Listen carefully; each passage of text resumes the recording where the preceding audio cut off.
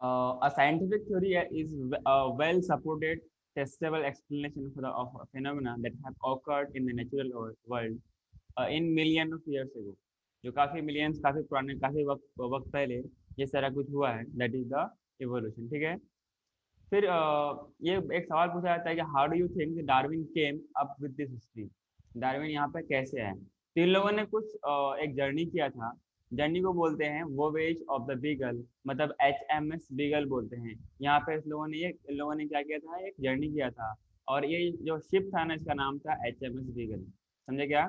तो जब जर्नी करने के लिए गया, तो अलग अलग जगह में जाके देखा, अलग अलग आइलैंड पे जाकर देखा, तो वहाँ पे इनको हैबिटेट अलग अलग दिखने लगे।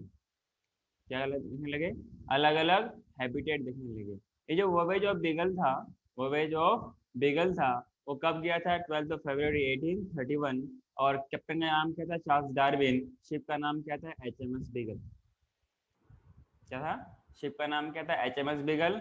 और डेस्टिनेशन क्या था उन लोगों का, वोवेज अराउंड द वर्ल्ड। फिर ये पता करने के लिए कि जो इवोल्यूशन हो रहा है, जो ये रिवोल्यूशनरी हाइपोथेसिस है, ये किस तरीके से चेंज होती है, इनको एविडेंस चाहिए था, इसलिए अलग जगह का सफर किया था।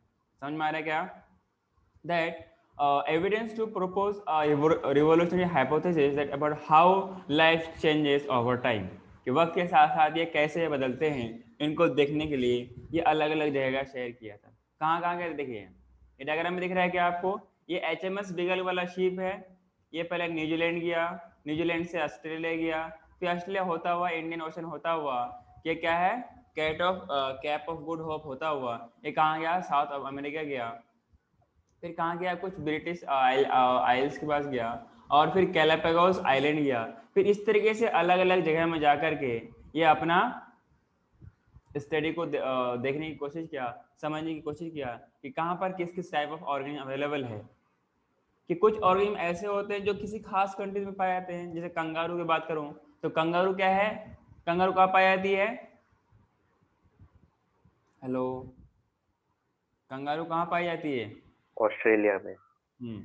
अगर हम लोग बात करें रैबिट के बारे में, तो रैबिट क्या असली में पाई जाती है। तो हम लोग इस बात को देखते हुए कह सकते हैं कि सारे एनिमल्स हर जगह नहीं पाई जाती है, कुछ खास एनिमल्स कुछ खास जगह पाई जाती है। इसका मतलब कुछ हैबिटेट का भी कुछ बहुत बड़ा रोल है। मतलब हैबिटेट के हिसाब से अलग अलग ऑर्गेनिज्म अलग अलग जगह में डिवेलप होते हैं, और जो उनका इन्वायरमेंट में जो हैबिटेट होता है, जो जिसके लिए फेवरेबल होता है, वो ऐसी जगह पर ग्रो करेगा। ठीक है। फिर पैटर्न ऑफ डाइवर्सिटी है, पैटर्न ऑफ डाइवर्सिटी है। इसमें क्या हुआ, Darwin visited Argentina Australia which had similar grassland ecosystem. Australia भी गया और इकोसिस्टम में भी गया, दोनों जगह क्या हुआ, इसको सिमिलर ही ग्रासलैंड इकोसिस्टम दिखा। Those grassland were inhabited bye very different animals. वो जो ग्रासलैंड था वो अलग अलग, देखो सेम ग्रासलैंड इकोसिस्टम होने के बावजूद भी वो अलग अलग टाइप्स ऑफ एनिमल से इनहेबिटेड थे। ठीक है। Neither Argentina nor Australia was the home to the sort of animal that live in European grassland. जो यूरोपियन में रहने वाले ऑर्गेनिज्म, जो यूरोप में रहने वाले एनिमल्स हैं, न तो वो ऑस्ट्रेलिया में मिला, न तो वो अर्जेंटीना में मिला। ठीक है। Darwin proposed challenging question that why there is no rabbit in Australia despite the presence of habitat that seem to be perfect for them। मतलब ये जो ऐसे हैबिटेट में है जहाँ पर रैबिट रहना पसंद करता है, वहाँ पर ऑस्ट्रेलिया ऐसे हैबिटेट में ऐसे ऑस्ट्रेलिया के ऐसे हैबिटेट में रैबिट क्यों नहीं है, जबकि उसके लिए परफेक्ट जगह है। क्लियर है क्या। फिर नेक्स्ट सवाल पूछता है कि why were there no kangaroos in England. लेकिन वो सिर्फ और सिर्फ कहाँ मिलता है आपको, ऑस्ट्रेलिया में मिलता है, हाँ कि ना। हाँ, एक होती है लिविंग ऑर्गेनिज्म, एक होती है लिविंग फॉसिल। फॉसिल क्या होती है कि जो डेड रिमेन्स होती है, remaining of the dead plants and animals which preserve in at किसी जगह से, किसी रॉक्स या किसी तरीके से वो प्रिजर्व होकर रह गया हो, या फिर ऐसी जगह पर जहाँ पे वो सड़ गलने से या किसी का बोन्स वगैरह रह गया हो, तो इनके प्रिजर्व रिमेनिंग को क्या बोलते हैं, ऑफ एंसेंट ऑर्गेनिज्म को क्या बोलते हैं हम लोग, फॉसिल्स बोलते हैं। क्लियर है क्या। लिविंग ऑर्गेनिज्म को पता ही है, और लिविंग फॉसिल वो ऐसा लगता है कि ये ऐसा फॉसिल जो कि ऐसा बिलीव किया जाता है कि ये ऑर्गेनिज्म क्या हो गया, एक्सटिंक्ट हो गया, लेकिन अब भी वो आज के लाइफ में कोई इसका स्पेसिस जिंदा है, इसलिए हम लोग क्या बोलते हैं उसको, लिविंग फॉसिल बोलते हैं। बात समझ में आ रही है क्या? फिर बाद हाँ सर। और लोगों ने देखा क्या, तेरे completely unlike any creature he had ever seen, कुछ उन्होंने ऐसे भी ऑर्गेनिज्म देखे जो किसी और ने ना देखा हो। As Darwin studied fossil, new question arose that why had so many of these species disappeared. जिसे क्या क्या हो गया, डायनासोर वगैरह है या राइनोसोर जो भी सब है, ये सब डिसअपीयर्ड कैसे हो गया। तो कुछ लोग का मानना होता है कि कुछ ऑर्गेनिज्म क्या हो गया, बर्ड्स में कन्वर्ट हो गया, या फिर हैबिटेट चेंज होने की वजह से ये ऑर्गेनिज्म एक्सटिंक्ट हो गए, मतलब डिसअपीयर मतलब खत्म हो गए। क्लियर है क्या? How were they related to the living sir species? हाँ सर। सर एक बार लिविंग फॉसिल बता सकते हो क्या होता है, कैसे होता है? हाँ, जब आपने बोला लिविंग फॉसिल तो उसका एग्जांपल आप दिमाग में रख लीजिए, लिमलस होता है, आपने पढ़ा होगा एनिमल किंगडम में, लिमलस। हाँ हाँ, लिविंग फॉसिल क्या होता है, वो जो ऐसा ऑर्गेनिज्म, ऐसा कोई पुराना ऑर्गेनिज्म जो पहले एग्जिस्ट करता था, लेकिन लेकिन क्या है कि ऐसा बिलीव किया जाता है कि वो एक्सटिंक्ट हो गया है, मतलब पूरे वर्ल्ड में कहीं नहीं है वो, लेकिन उसका कोई एक स्पीशीज किसी जगह में पाई जाती है, इसको हम लोग बोलते हैं है तो फॉसिल, लेकिन अभी भी उसका कोई एक स्पीशीज जिंदा है, इसलिए हम लोग क्या बोलते हैं उसको, लिविंग फॉसिल बोलते हैं। समझा क्या? सर मेरा थोड़ा वो ईयरफोन में इशू है, वापस बोल सकते हैं? मैं बोल रहा हूँ, एक तो आपको फॉसिल समझ में आ रही है, हाँ हाँ। फॉसिल का वो वाले ऑर्गेनिज्म जो जिंदा अभी अभी भी जिंदा है, पहले के तो डोमिनेंट नहीं है, पहले बहुत सारे ऑर्गेनिज्म होते थे, अब उनका कुछ लिमिटेड नंबर ऑफ ऑर्गेनिज्म किसी खास जगह में अवेलेबल हो या पूरे यूनिवर्स में कहीं अवेलेबल हो, इसी को हम लोग क्या बोलते हैं, लिविंग फॉसिल बोलते हैं। मतलब ऐसा माना जाता है कि ऐसा ऐसा अंडरस्टूड था कि ये स्पीशीज कम्प्लीटली खत्म हो चुकी है, मतलब एक्सटिंक्ट हो चुकी है, लेकिन अगर उसका कोई स्पीशीज अवेलेबल है, कोई ऑर्गेनिज्म अवेलेबल है उसी का, तो हम उसको बोलेंगे लिविंग फॉसिल। जैसे लिमलस है, तो लिमलस अभी भी अवेलेबल है, ऐसा माना जाता है कि खत्म हो गया, एक्सटिंक्ट हो गया, लेकिन ये अवेलेबल है, इसलिए हम लोग क्या बोलते हैं इसको, लिविंग फॉसिल बोलते हैं। ये आपको एनिमल किंगडम में मिला होगा। मतलब सर वो जो स्पीशीज का कोई और एनिमल अभी भी जिंदा होगा, ऐसा मतलब हम लोग सोचते हैं? उसी ऑर्गेनिज्म का जो कुछ स्पेसीज थे, जैसे कोई एक खास जीनस है, उनके अलग अलग स्पीशीज हो सकते हैं, आगे ना। हाँ तो जो उस खास कैटेगरी ऑफ ऑर्गेनिज्म था, एनिमल्स था, जो भी बर्ड जो भी ऑर्गेनिज्म था, ऐसा बिलीव किया था कि वो एक्सटिंक्ट हो गया है, लेकिन during the course of study ऐसा मिला कि ऐसा ऑर्गेनिज्म अभी भी जिंदा है। समझे क्या? तो हाँ किसी सर खास जगह में समझा। है तो उसको हम लोग क्या बोलेंगे, लिविंग फॉसिल बोलते हैं। एग्जाम्पल आपके पास लिमनस, कुछ प्लांट्स में भी होते हैं, तो प्लांट्स आपको बॉटनी वाले हम पढ़ाएंगे, आपको पता होगा, ठीक है। हाँ As Darwin studied fossils, new question arose that why how so many of species that disappeared, how were they related to living species, किस तरीके से ये जो disappeared हुआ है, ये जो अभी के living species है, इससे क्या इसका ताल्लुक था, कैसे इससे मिलते जुलते हैं। फिर जैसे कि अगर मैं बात करूँ किसी कोई एनिमल्स कहीं दब गया हो, कहीं मर गया हो, तो उनका जो स्केलेटन वगैरह हो, इसके एज इट इज रह गया हो, मान लो कोई बर्फ के नीचे दब गया, तो बर्फ के नीचे वहाँ पे तो माइक्रोब्स वगैरह उसको अटैक करेगा नहीं, या कम चांसेस है कि माइक्रोब्स को अटैक करे, तो वहाँ पर उसका स्केलेटन एज इट इज रह सकता है। समझे क्या? जैसे आपको दिख रहा होगा लेफ्ट वाला राइट, दोनों डायग्राम देखिए, ये सब के सब क्या है, फॉसिल्स हैं, ठीक है। और इन्हीं के थ्रू पता करते हैं। अब कैसे पता करते हैं ये उन्हीं साइंटिस्ट को पता होता है, आई डोंट नो इसके बारे में, ठीक है, लेकिन ऐसा हम मानते हैं कि इनके थ्रू हम पता करते हैं कि पहले पहले कोई ऐसा एग्जिस्ट किया होगा, ठीक है। हाँ जी।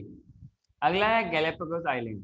वहां पे क्या उसने देखा कि छोटे छोटे मतलब कि smallest lowest island that were hot, dry, nearly barren wood island that sparse vegetation. The higher island that had greater rainfall and different asset of plants and animals. Isabella Island had rich in vegetation. Galapagos Island में क्या था? Darwin was fascinated in a particularly by the land, tortoise and marine iguanas in the Galapagos. वहाँ पे उसने tortoise को देख करके, और मराइन इगोना से एक एनिमल होती है, दोनों को देखते हुए मतलब वो काफी मतलब वो क्या बोलते हैं उसको, सरप्राइज रह गया कि इस तरीके से भी अलग अलग ऑर्गेनिज्म यहाँ पर इन गैलापागोस आइलैंड में, एक आइलैंड है गैलापागोस, उसका दैट इज वहीं पे उसने जब वो HMS बेगल शिप वाला गया था वो लोग वेवेज क्या बोलते हैं जर्नी वाला, उसमें उसको ऐसे मिला था। जो जायंट टॉर्टाइस थे they varied in predictable ways from one island to another. मतलब जब अलग अलग आइलैंड पे गया तो उसने क्या देखा, जो टॉर्टाइस है इनके साइज में काफी मतलब काफी ये वेरिएशन है, कोई छोटे हैं तो कोई बड़े हैं। The shape of tortoise shell could be used to identify that which island is a particular tortoise inhabited। कौन सा tortoise किस habitat से है, उनके हम लोग शेल को देख के पता कर सकते हैं। जिनको जो हार्श इन्वायरमेंट में रहता हो उनका जो कवरिंग होगा वो ज्यादा हार्ड होगा। बात समझ में आ रही है क्या? और जिन जो नॉर्मली होगा या छोटा जैसे कुछ होगा तो वो अलग हैबिटेट के होंगे। जैसे यहाँ पे डायग्राम देखिए, देखो ये इसेबेला वाला है तो यहाँ का है, ये पिंटा का है तो इधर का है, ये इनका ये वाला हुड देखिए, और ये अलग अलग ये कहाँ पर है, हुड आइलैंड का है, और ये क्या है, पिंटा आइलैंड का है। इनका इंटरमीडिएट शेल है, ये हुड क्या बोलते हैं सैडल बैग शेल है, और ये वाला इसेबेला मतलब डोम शेप्ड शेल। तो अलग अलग जगह में, जो अलग अलग जगह में अलग अलग हैबिटेट में इनका बॉडी का फीचर्स भी अलग अलग होगा। तो इससे इस तरह के हम सेल को देख के पता कर सकते हैं कौन किस हैबिटेट में बिलोंग करता है। आप में से किसी ने इसको देखा है क्या? इन रियलिटी में आप लोगों ने किसी में से देखा है? नहीं सर। सर मैंने देखा है। देखा क्या? पकड़ा भी है। समझे क्या?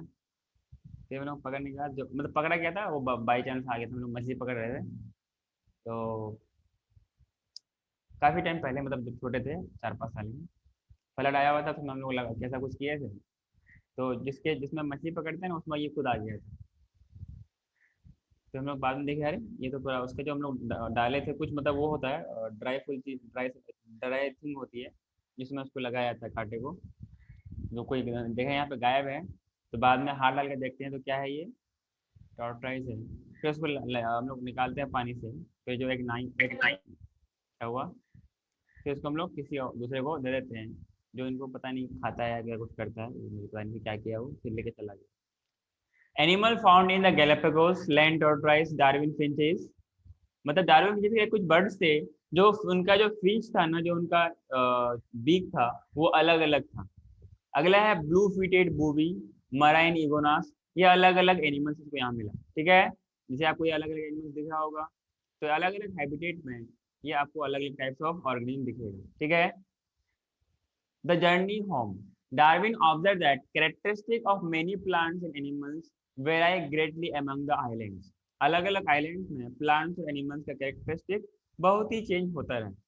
उसने उसने एक हाइपोथेसिस दिया that separate species may have arose from the original ancestor in different habitat। क्या मेरी बात समझ में आ रही है? Hello? Separate species may have arose from the original ancestor, मतलब अलग अलग एंसेस्टर, जो उनका एंसेस्टर था उनके अलग अलग हैबिटेट में ये अलग अलग ऑर्गेनिज्म का डेवलपमेंट हुआ है। बात समझ में आ रही है क्या आपको? Ideas that shape Darwin thinking, एक साइंटिस्ट है James Hutton, in 1795 theory of geological changes. इसने क्या कहा, that forces the change earth surface shape, changes are slow and earth much older than thousand of years. Earth बहुत पुराना है, कुछ कहते हैं कि थाउजेंड ऑफ ईयर्स पुराना है, कुछ कहते हैं मिलियंस और बिलियंस ऑफ ईयर्स पुराना है, ठीक है।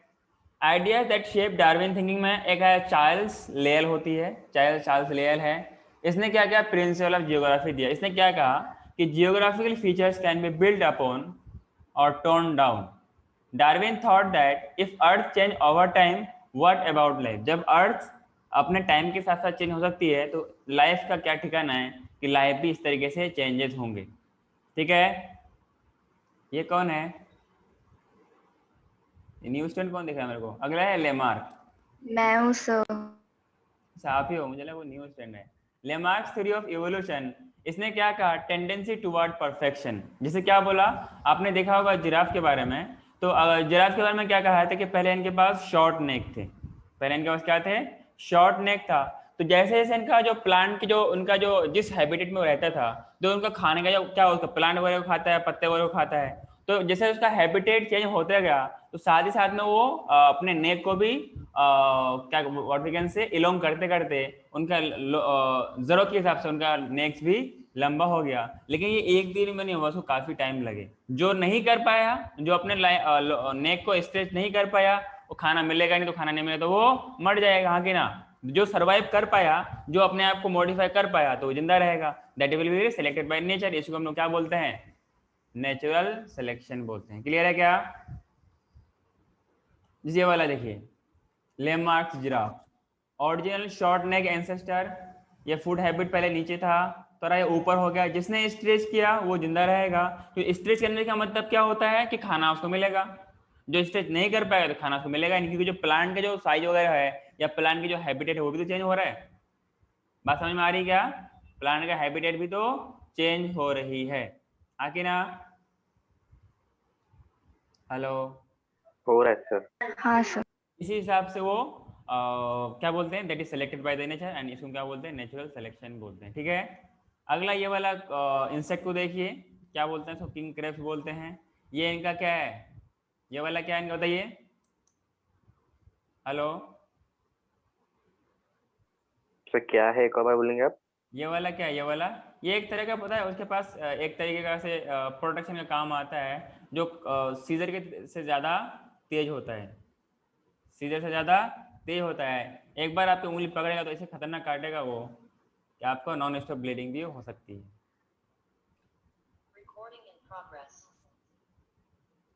समझ में आ रहा है क्या? हाँ सर। हाँ सर। भूमिका कब आ गई तो पता ही नहीं चला मेरे को। तो ये अलग अलग इवोल्यूशन की बेस पे, जो सर्वाइव नहीं कर पाया वो मर गया, जो सर्वाइव नहीं कर पाया वो मर गया, जो सर्वाइव किया, जो ऐसे हैबिटेट में रह गया,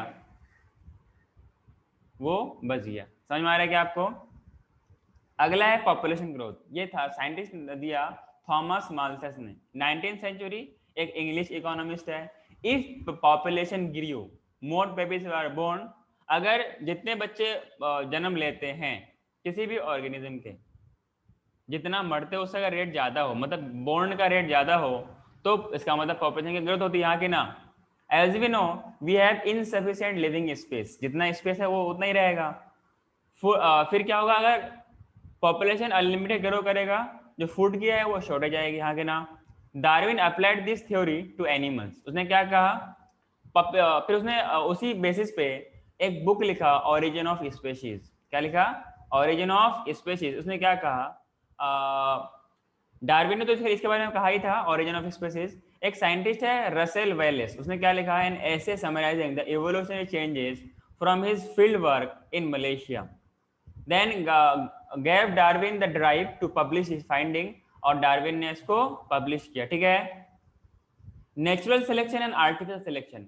natural variation differences among the individual of species, मतलब जो वही वाला चीज होगा जो अपने आप को मॉडिफाई किया, अपने आप को एडेप्ट करना चाहा, तो वह चेंज होती है अपने कोर्स ऑफ टाइम में, चेंज होता गया। जो नहीं कर पाया वो एज इट इज रह गया। बात समझ में आ रही है मेरी? एक होता है artificial selection. Nature provide the variation among different organism and human select those variation they find useful. जैसे मान लो कोई ऑर्गेनिज्म यूजफुल है तो उसको क्या किया, वो उसको अपने हिसाब से यूज करने लगा, जिसको नहीं लगा उसको छोड़ दिया। तो इस तरीके से आर्टिफिशियल सिलेक्शन होती है। अगर नेचर ने किया तो उसको नेचुरल सिलेक्शन हम लोग बोलते हैं। बात समझ में आ रही है क्या?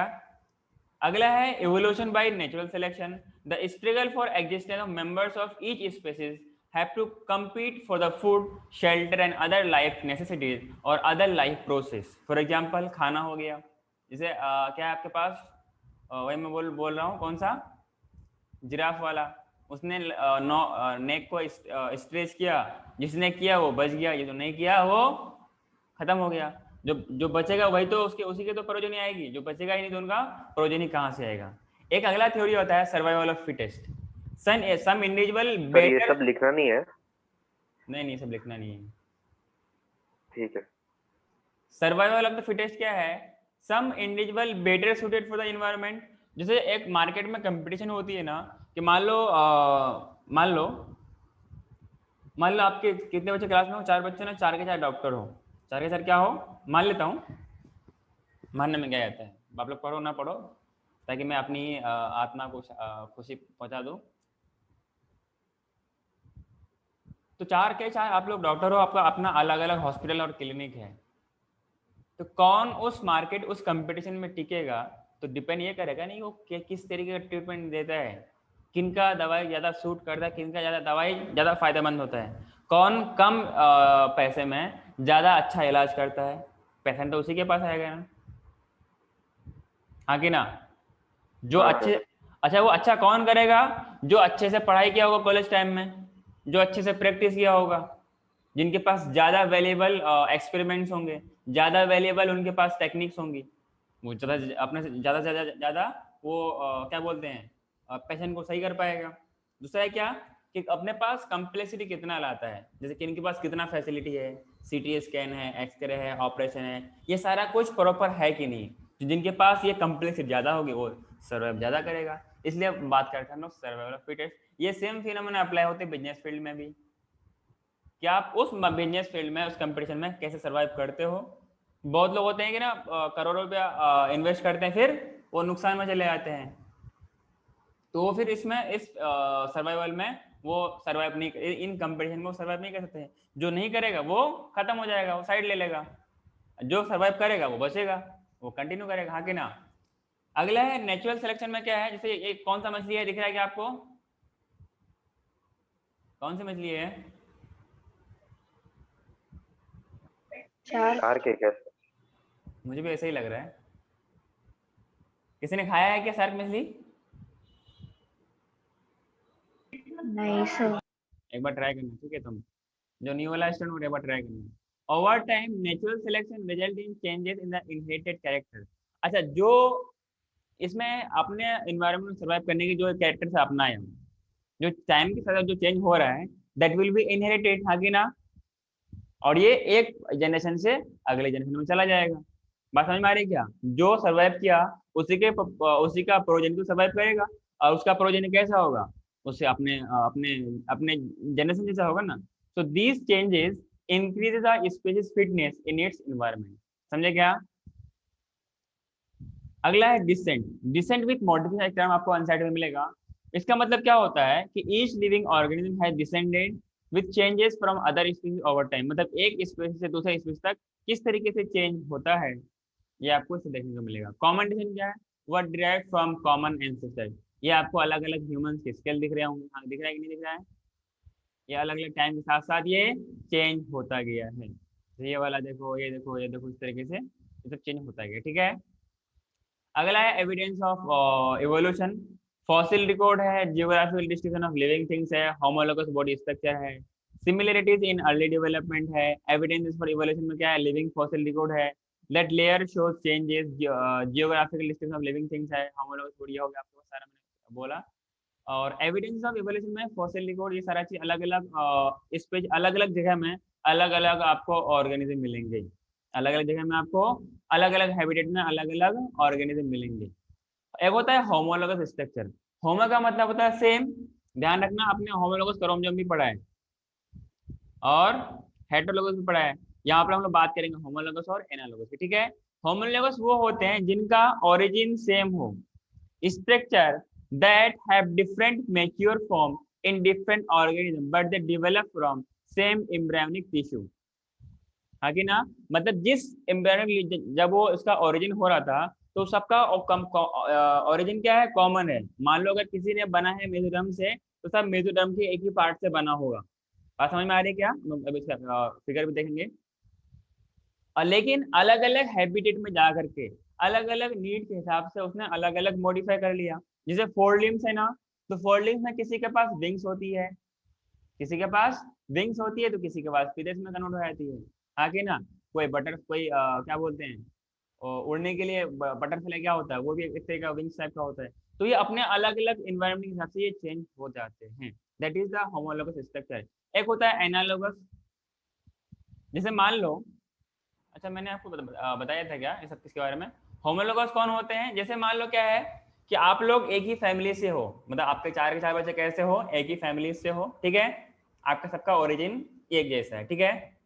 लेकिन हुआ क्या, कोई चला गया इंग्लैंड, कोई चला गया अमेरिका, कोई चला गया श्रीलंका, कोई चला गया साउथ कोरिया, और एक पांचवा मान लो कोई इंडिया में रह गया। अब पांच बचपन से जो अपना अलग अलग हैबिटेट में रहेगा, सबकी हरकतें तो भी अलग अलग होगी ना। कोई वेस्टर्न कल्चर में रहेगा, कोई श्रीलंकन कल्चर में रहेगा, कोई जो मैं नाम लिया वो सारा अलग अलग हैबिटेट में रहोगे कि नहीं रहोगे। आप वैसे ही लैंग्वेज सीख जाओगे, अब वैसे ही बिहेवियर करोगे, अब वैसे ही इन्वायरमेंट वाला काम दिखाओगे, हाँ कि ना। क्या मेरी बात समझ में आ रही है आपको? हाँ सर। कोई दिक्कत है? नहीं सर। पक्का? हाँ सर। झूठ ना बोलो फिर कौवा काटेगा। इसी वाला डायग्राम देखो, इन सब का ओरिजिन सेम है, पर ये अलग अलग ऑर्गेनिज्म में अलग अलग तरीके से बिहेव करता है। ठीक है, इसका बोन्स का पैटर्न देखिए, लिम्स का पैटर्न देखिए, फैलेंजेस का पैटर्न देखिए, टार्सल का पैटर्न देखिए, आपको अलग अलग दिखेगा। मतलब कि कुछ सिमिलर टाइप में दिखेगा, लेकिन अपने जरूरत के हिसाब से कोई फिन्स में कन्वर्ट हो गया, कोई तो क्या हो गया, उसको क्या बोलते हैं, फ्लिपर क्या बोलते हैं उसको, अरे जो बत्तख में होता है वेब टाइप को जो बनाता है, कुछ वैसे में कन्वर्ट हो गया। तो ये सारा ऑर्गेनिज्म का तो इवोल्यूशन तो एक ही, ओरिजिन तो एक ही जगह से है, पर जरूरत के हिसाब से, हैबिटेट के हिसाब से ये अलग अलग हो गया। इसी को हम लोग बोलते हैं एडेप्टिव रेडिएशन। ठीक है, अगला है vestigial organ, organ that serves no useful function in an organism, चाहे तो वो खत्म हो जाएगा या फिर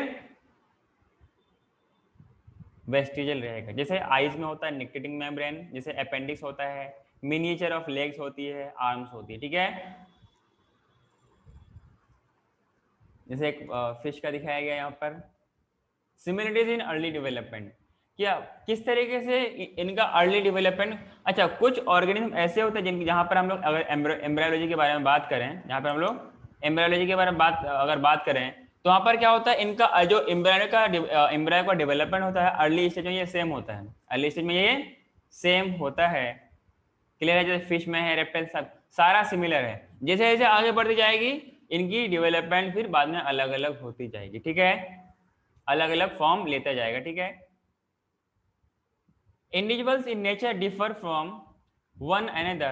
An organism in nature produce more offspring that can survive, and many of those who do not survive will not provide or do not produce or reproduce. बात समझ में आ रही है क्या आपको? Because more organisms are produced than the that can survive, and each species must struggle for resources. सब किसी को अपने कंपटीशन के लिए, अपने जीने मरने के लिए संघर्ष करना पड़ेगा, और इसलिए हम लोग लाइफ को दूसरे अल्फाज में बोलते हैं कि जिंदगी तो उसी को, वही जिंदगी जीने में आया जिसमें संघर्ष होता हो। जहाँ पर कोई स्ट्रगल ही नहीं तो वहाँ पे जीने में क्या मजा। जैसे आप लोग पढ़ोगे ही नहीं तो पढ़ने में क्या मजा आएगा। पढ़ोगे तो पढ़ने में मजा आएगा, नहीं पढ़ोगे तो फिर उस हिसाब से रहोगे। ठीक है, जैसे नंबर कम नंबर लाते हो। Each organism is unique and each has advantage and disadvantage in the struggle for the existence. ठीक है, individual best suited for the environment survive and reproduce more successful, और उसी का स्पेसिस ज्यादा होगा। And species changes over time, एक दिन में नहीं मिलियन ऑफ ईयर्स में ये चेंजेस होते हैं।